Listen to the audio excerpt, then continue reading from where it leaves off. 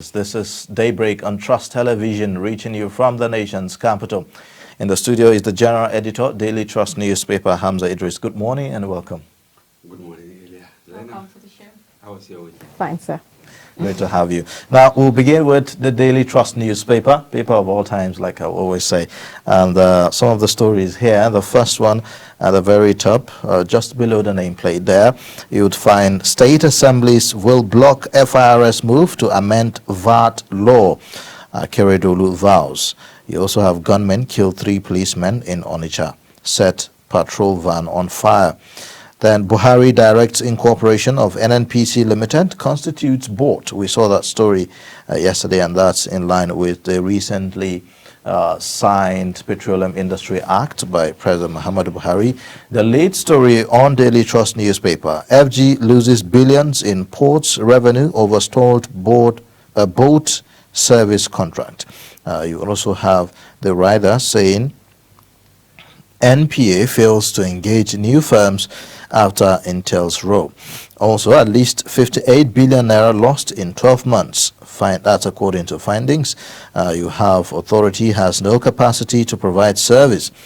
The matter is in court. That's according to the NPA. You have on our pictorial the graphics there showing you, all the pictorial representation or graphical representation of the information there. Below that, you have 2023. North won't play second fiddle. That's according to the Northern Elders Forum. At the very bottom, students shot dead, travelers abducted in Imo. You also have the story on bandits kill 11 in Sokoto and Kebbi. What town planners should do to stop flooding in cities and towns. Those are some of the stories there of interest. We'll take a look at the lead story this morning. That story is an investigative report. Yeah, it is, and we try to be very careful to come up with the story. It's just like what they call the SOS, like Save Our Soul, and it is also, there is a subjudice part of the story because it is in court. But that notwithstanding, in journalism, there is always a window for you to do something in order to bring back the attention of those that matter. Nigeria is battling to generate money. You can see we are borrowing left, right, and center to finance infrastructure, to pay salaries, to do so many other things. But there is a cash cow, the NPA. Most of our goods coming to Nigeria, the oil services and what have you, it's all through the ports. But there's a serious crisis there. The federal government, in its wisdom, and it happens all over, you engage the services of qualified companies that will help you collect some of your revenues, because you can't do almost everything by yourself. So this specific case revolves around the both services, you understand. And Intels is an interested party. The NPA, Nigerian Ports Authority, another interested party. The Office of the Attorney General, another interested party. And then the presidency. So many elephants there. And at the end of the day, that aspect of revenue generation was somehow grounded. As I said, are you then all of the school of thought also that the seeking of borrowing, by government is unjustifiable, considering the fact that we have so many avenues that could be of help? Not really. If you block some of the leakages, assuming even the United States borrow, UK borrows, you understand? Almost all countries in the world, they borrow, but what the circumstances surrounding the borrowing is what counts. You understand? So in our case, we have multiple leakages that if we block them, instead of borrowing, let's say, $1 billion. Say, okay, $500 million. Meaning those areas that you block should be able to help you solve some of the problems. As I said, we should not go deep into it. It's just to, ring the alarm so that the federal government will remember that, look, we have a contentious issue somewhere between Intels. Some are giving it political connotation. Some are saying, there is a problem of misunderstanding between the former NPA, head of the NPA, Hadiza Bala Usman, and the Minister of Transportation, Rotimi Amechi. Some are saying, no, there is a problem in the Office of the Attorney General. But the whole issue started on payment or, paying money into the TSA. The Intels was accused of not remitting the money, the revenue it is collecting on behalf of the federal government into the TSA, and then it was reprimanded, and then the company said, okay, we'll do the needful. Before you know, their tenure, the contract given to them expired, and then they also bidded to be considered again alongside other companies, and then along the line, it was removed from the preferred bidders, and then the company went to court. So a lot of politics, a lot of intrigues and all that. But our ultimate goal in Daily Trust is not to be an interested party. Our ultimate goal was to draw the attention of the president, to draw the attention of the minister that, look, you have a very potent revenue generation window, and then ego and other factors just affecting that. So, like you said, we shouldn't go really deep. I know Intel expressed interest in it as well, but would you say these are all of the reasons why it was disqualified? Zainab, you want to quote to someone else. You see, I don't want to call names. Yeah, but they have done it for a very long period of time, but that did not stop the federal government from pointing at some issues, and then they said, look, address these issues. So whether Intel address those issues or not, our concern is that don't throw away the baby with the bathwater. Yes. Okay. All right. Well, let's move on to other stories on the front page there. One of the story of interest is that where bandits killed 11 in Sokoto and Kebbi, we are also hearing that vigilantes also arrested NCDC personnel in Kogi yesterday as someone who was, supplying arms to bandits and all of that. Would like you to respond or react to that, or maybe expatiate on that story. Very sad. If you start with the Sokoto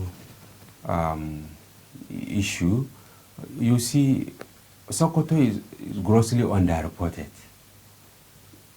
in the banditry problem we have, especially in the Northwest.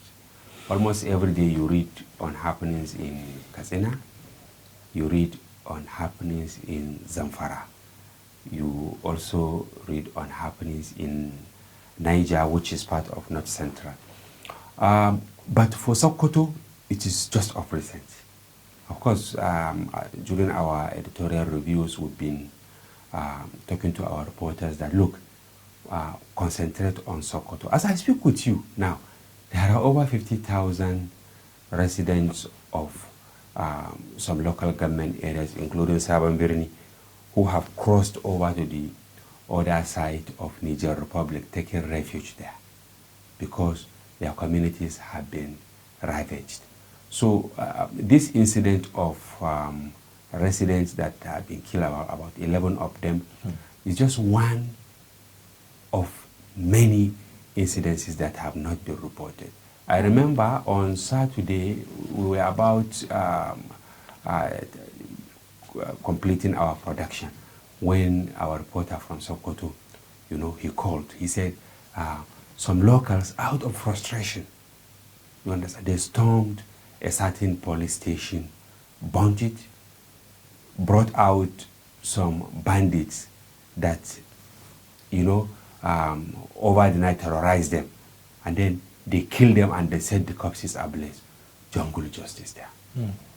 So maybe an indication that the people or the members of the public are beginning to, lose confidence on the state to guarantee justice? Yes, justice delayed, they say, is justice denied. And people are so agitated that they want, law enforcement agencies to do their work promptly. In many cases, you see authorities, I'm talking about the law enforcement agents, all of them, you see them parading suspects. Maybe 100 or 50 or 30 or 20 or whatever, with their arms and whatever. And that is where the story ends. Okay. Now, you've mentioned that we don't get to hear much from that part of the country. Is there something that our security architecture is doing wrong? Or is there something wrong that we don't get to hear much? Maybe the reporters have been compromised, or they are not interested in covering issues like that. But here, in our paper, we insist, as I said, look at what happened very late on Saturday, around 10:30. The paper was about going to bed when our reporter called and said, this is what happened. These youths, out of anger, because the night before, the bandits stormed that village. You understand, they killed 2 people, they carted away assorted food items from a shop, and then they went to the bush. In the morning, the youths in that village, they summoned courage, and then they went into the bush. They were able to arrest about 7 or 8. They brought them to the police station, and then later something told them that, look, why not eliminate these people, which is wrong, because people should not descend so low to take laws into their hands. Yeah. But what we are saying is that law enforcement agencies should also fast track the processes of prosecuting these people. If it is taking them to court, since you have almost all the evidence. From that report, the food items stolen, and other exhibits were recovered from the bandits, meaning that there is high probability that they actually perpetrated the event of the preceding day. So they should have been taken to court, you understand. And then there are many other cases like that, right, that have not been attended to. And, I was saying, is it because the communication in Zamfara has been blocked, so we don't hear much things happening there at the parts of Katsina? Is that why now Sokoto is also on the spotlight? If that is the reason, then we have a serious problem. Right. Okay. Let's move on to the next daily today. Right at the top of the Nation newspaper, we have vaccination by public servants now mandatory in Osun. We also have 400 PhD holders teaching in Oyo secondary schools. On the right, we have ex-CBN Chief Melafia taken to 3 hospitals in 2 days. We've been hearing a lot of the controversy trailing that story as well. Ararumi Lords NMPC Limited Board. And the big headline right there is private business groups on VAT status. We are confused. We also have population census likely next year. And right below there we have Afe Babalola to federal government. Nigeria needs special agriculture bank. Okay, so let's discuss the big headline there, which says private business groups on VAT status. We are confused. We have been hearing of the whole issue trailing around the federal government, but we've not really talked about the private sector. And now they are saying they are confused. How would you react to all of that? Yes, they have to be confused because in Nigeria, sadly, we reduce almost every issue to politics instead of looking at the merits and the demerits of such issues. The VAT, we discussed it here. Yes. And at the beginning, almost everyone was happy of sort that it is also a wake-up call for the federal government, the 36 states of the federation and the federal capital to look inwards and then start harnessing the potentials they have. Every state in Nigeria has potentials, every state. But the problem is our politicians, deliberately, in order to confuse people, they bring politics into serious issues like this VAT, value added tax. You understand? It is one of the major areas that federal government generates revenue and then share it across board, so that will be our brother's keeper, as they say, and then in the spirit of federalism. But that concept of federalism has been put to test. The issue of the private sector being confused, yes, it's a valid one, because if every state now, like Lagos, they have their law, River State, they also have their law.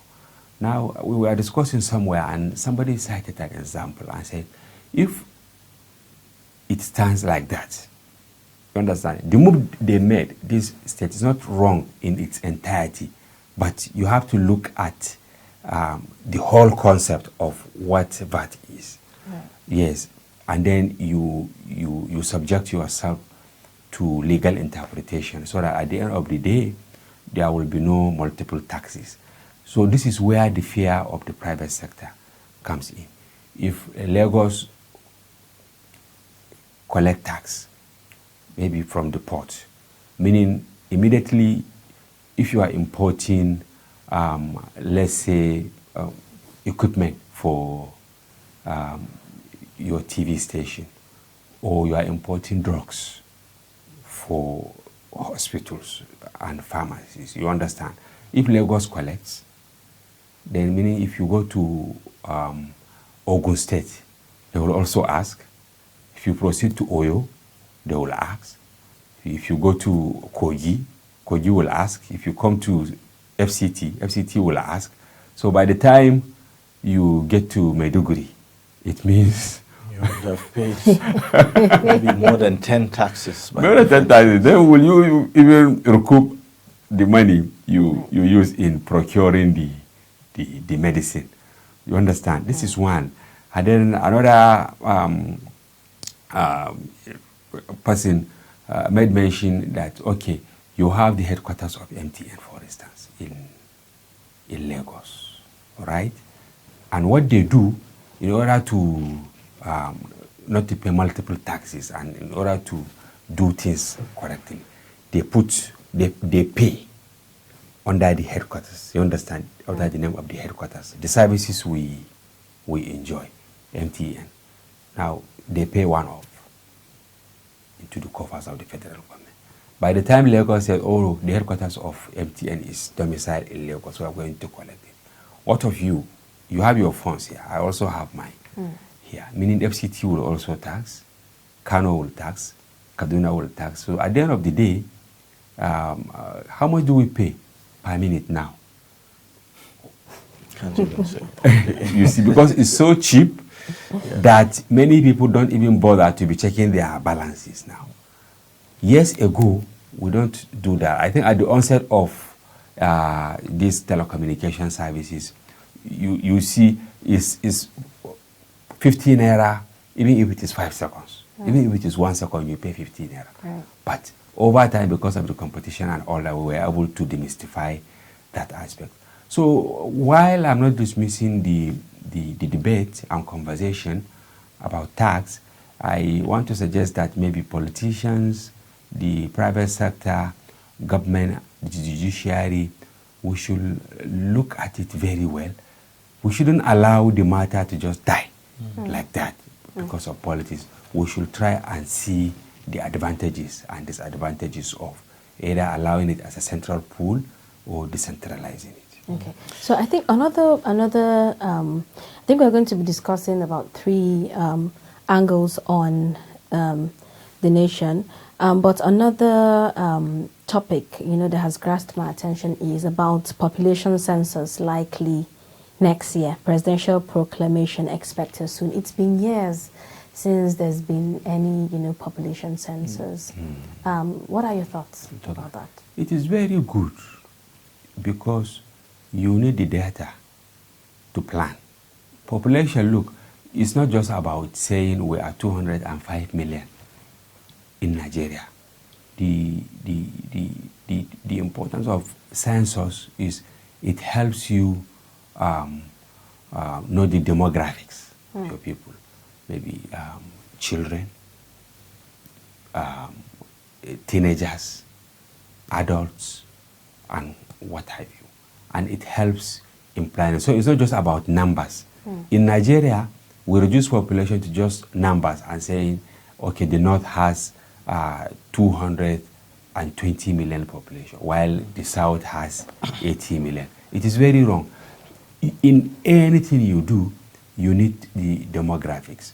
If you want to provide water, you need to know the demographics that, okay, in Jabi, you have, let's say, maybe 500 million people. So what volume of water do you need to pump to that area? That is if you have the water from the mother cat. What volume?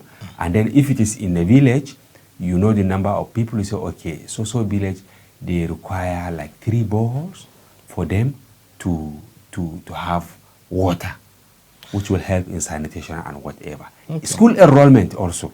You need to know that this is the population of people we have, so we need to have so number of primary schools so that children will be this. It's a very important thing, and we want to encourage government to pursue it vigorously and forget about the politics side of it. All right, we will need to move on because of our time. The next paper, we'll be looking at the Punch newspaper this morning. The first story there at the top says Nigeria's monthly trade in Bitcoin rises to $44 million. You can find that on page 36 of the Punch. Also, customers scam banks with fake visas tickets for Forex. The governor of Central Bank of Nigeria has been raising alarm over that for quite a while now. North has the votes, won't accept second position in 2023. That's according to Northern Elders Forum. You have the lead story there, says VAT by states, a joke comment. Masari under fire. Akeredolu says FIRS planned amendment dead on arrival. You have also the writer saying VAT collection battle, test for Nigeria's democracy. Lagos tells Katsina governor. Also, you have free money has made states lazy. Pandef replies Masari on comment. More states will support us to kill FIRS planned amendment. You find that according to Akeredolu. And then, of course, you have below the pictorial, you would see Assembly Speaker fumes as gunmen storm Kogi church service, killed guard, kidnap ex-provost, pastor, and worshipper. Middle Belt Forum carpets Abuja hospitals over Mailafia's death. You also have Nigerian politicians in one party, says Oni, begins 7-day seclusion. Under that, below at the very bottom, you see FG may bar unvaccinated Nigerians from government facilities. NDLEA arrests pregnant woman. Fake soldier stops Canada, Australia bound drugs. Continuation of strike by doctors, contemptuous, says.